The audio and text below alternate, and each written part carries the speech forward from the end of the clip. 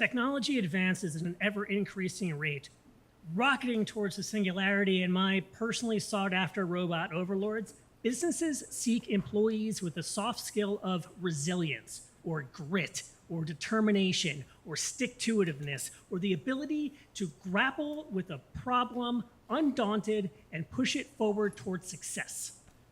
Perseverance. People like that.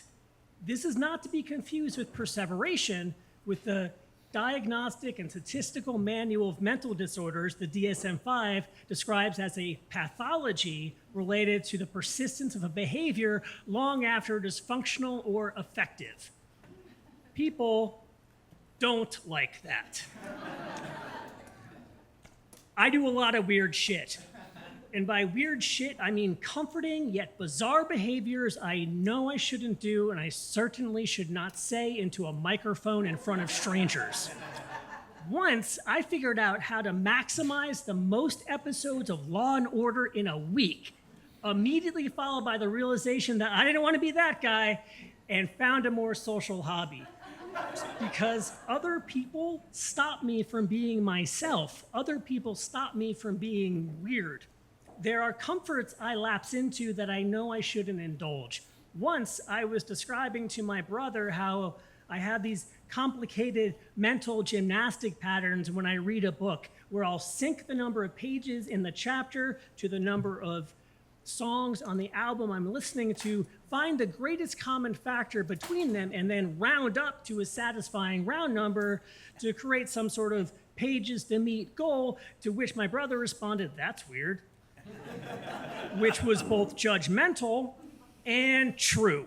You know how, and that really shocked me into mostly stopping that behavior. Mostly. I mean, I still do it. I just learn not to tell people about it because, present company accepted. Because people get all judgy and then I feel all ashamed. You know how sometimes you'll recollect a previous conversation and you're like, darn it, I should have said that. I do that all the time with previous conversations. I think of better sentences to have said, better ways to have said that, the cinematic impact, and then I say them aloud and emphatically to no one.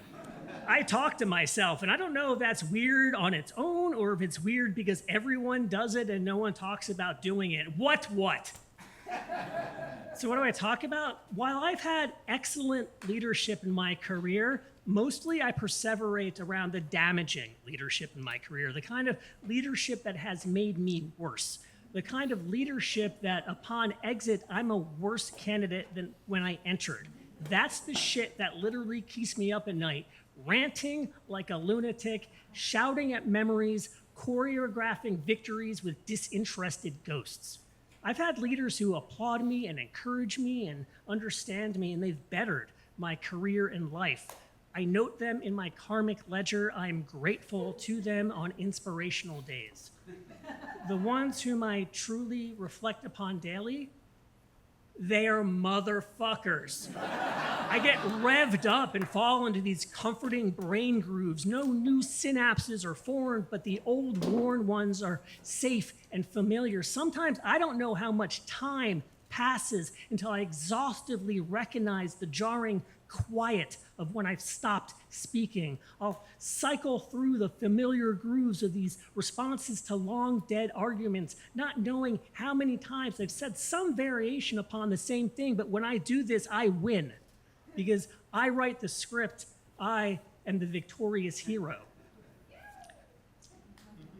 I'll experience a true sense of real frustration, and it must trigger something, and I'll regress to a previous historical frustration, and I'll just start talking, reenacting. It's like an angry anti-meditation, and I'll just go, emphatically tweaking the performance, conscientiously monitoring my voice, because I would hate the embarrassment if my wife were to ever open the door and ask, "Are you okay?" I would also hate that she interrupt the workshop of my performance before it was ready for the stage. rotating my palms up towards the heavens, the universal sign language of, isn't it evident, you fucking idiot? Maybe it's just practice for next time. What do I mean? Oh, I'm sorry. I meant the English language words you perfectly heard me say. In the future, that will only ever be true. So you needn't ask me that ridiculous gaslighting question ever again. Unless you want me to believe you, unless you want me to believe that your comprehension skills are so poor you can't do your job. If you'd like additional information, then you may ask me for that, but don't you dare pretend that I don't make sense when I talk. Do you know what I mean? But it's weird, and I don't want to be that guy, so I sought therapy. And the therapist explained that this is a response to trauma, where we revisit old scarring landscapes in ever-differing efforts to crest them, my soft version of flashbacks. But my trauma isn't war or violent assault, it's been office work. A feeling helplessly disrespected by a boss and trapped. I mean, true story, I literally had a supervisor at a training and development office, not a Marine drill sergeant at boot camp, brag to me about the verbal trauma she hopes she inflicted upon a contractor. And if she's ever been successful at anything, it is certainly that. But I can't just quit a job because I'm a responsible adult or whatever. So then I have to endure and then spend 3 months applying and interviewing with other jobs, which, by the way, it turns out also have a boss.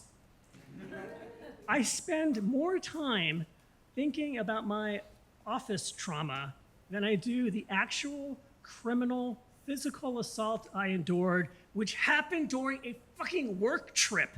Because I have people in my life who are actual 9/11 first responders and combat veterans and people who have survived horrific abuse.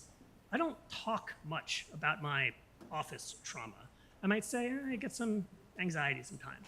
But when I'm alone and feeling uncomfortable, or when I'm alone and feeling comfortable, or when I'm alone, fingers crossed for now, my mind might suddenly stumble backwards, raving into a dark, hollow room decades past, arguing my pride with a high school bully, arguing my pride with a cheating girlfriend, arguing my pride with a disrespectful manager, arguing my pride with a sociopathic supervisor, arguing my pride with a disengaged director.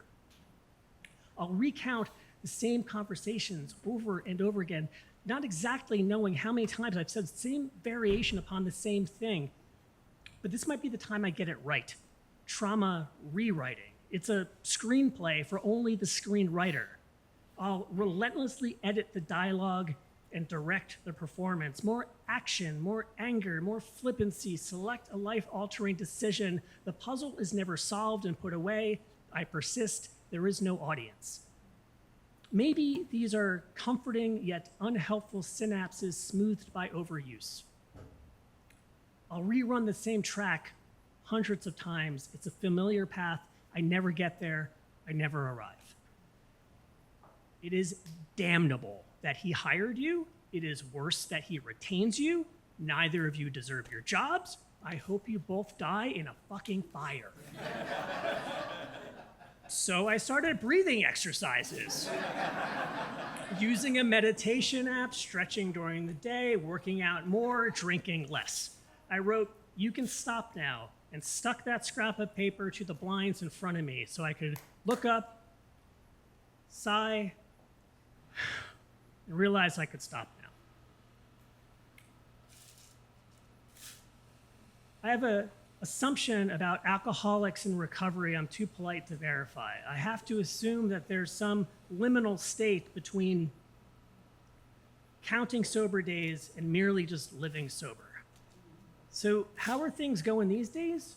These days for me, winning is forgetting. Winning is moving on. Winning is a whole new conversation. Winning is a lack of awareness I had already let go. It was a hopeful epiphany when I forgot some asshole character's name.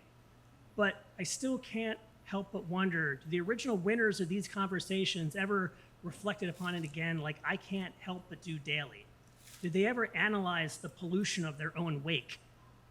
Have I ever been the poltergeist in someone else's memory haunts? Have I ever been the asshole character in someone else's story? Have I ever been the bad experience someone else is working through? Yes, I certainly have been. And just like with my own scripting, I'm never going to hear those conversations, but they're being held. These stories are a horizon I'm forever running toward until a day I can't control when I momentarily forget. And may those forgetful moments last. Yeah.